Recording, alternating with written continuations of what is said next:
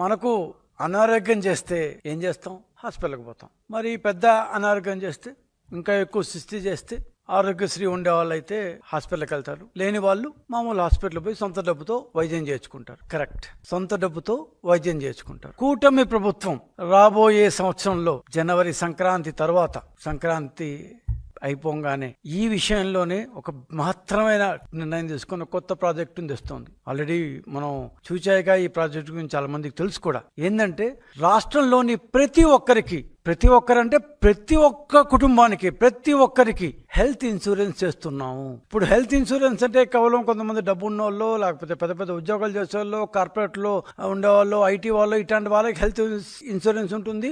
వాళ్ళు నేరుగా పోయి క్యాష్లెస్ అంటే డబ్బులు ఇవ్వకుండానే, నగదు రహితంగానే, డబ్బులు ఇవ్వకుండానే నేరుగా హాస్పిటల్కి పోతారు.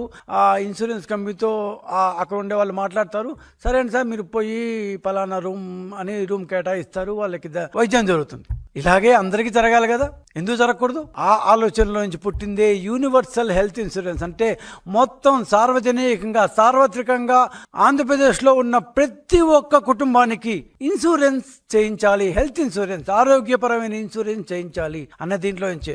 మరి ఎన్టీఆర్ వైద్య సేవ ఉంది కదా అంటారేమో. ఎన్టీఆర్ వైద్య సేవ ఉంటుంది. ఎన్టీఆర్ వైద్య సేవ అమల్లో లేని వాళ్ళకి, దాని కిందకి రాని వాళ్ళకి, ఎన్టీఆర్ వైద్య సేవ కింద ఆ ఫెసిలిటీ లేని వాళ్ళకు కూడా, అంటే ఏపీఎల్ వాళ్ళకు కూడా, బీపీఎల్తో పాటు ఏపీఎల్ వాళ్ళకు కూడా సంవత్సరానికి 2,50,000 రూపాయల విలువైన ఇన్సూరెన్స్ను, హెల్త్ ఇన్సూరెన్స్ను రాష్ట్ర ప్రభుత్వం ప్రతి ఒక్కరికి కల్పించబోతోంది.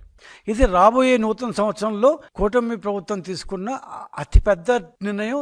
ఆరోగ్యమే మహాభాగ్యం అంటారు. హెల్త్ ఈజ్ వెల్త్ అని మనం చాలాసార్లు చదువుతుంటాం. సో ఆరోగ్యం బాగుంటేనే రాష్ట్రం బాగుంటుంది. సో ప్రతి ఒక్కరూ ఆరోగ్యం బాగలేకుండా, డబ్బుకి కష్టపడకుండా ఉండాలి అనే ఒక సదుద్దేశంతో ఆరోగ్యాన్ని మహద్భాగ్యంగా గుర్తించి ప్రతి ఒక్క కుటుంబానికి 2.5 లక్షల రూపాయలు ఏపీఎల్ కుటుంబాలకి యూనివర్సల్ హెల్త్ కవరేజ్ కింద రాష్ట్రంలో ఉన్న మొత్తం కుటుంబాలు, ఏపీఎల్, బీపీఎల్, కులం, మతం అన్ని కలిపి దాదాపు 1,63,00,000 కుటుంబాలు ఉన్నాయి. 1,63,00,000 కుటుంబాలు రాష్ట్రంలో ఉన్నాయి మొత్తం కలిపి. దాంట్లో కొంతమందికి ఎన్టీఆర్ వైద్య సేవ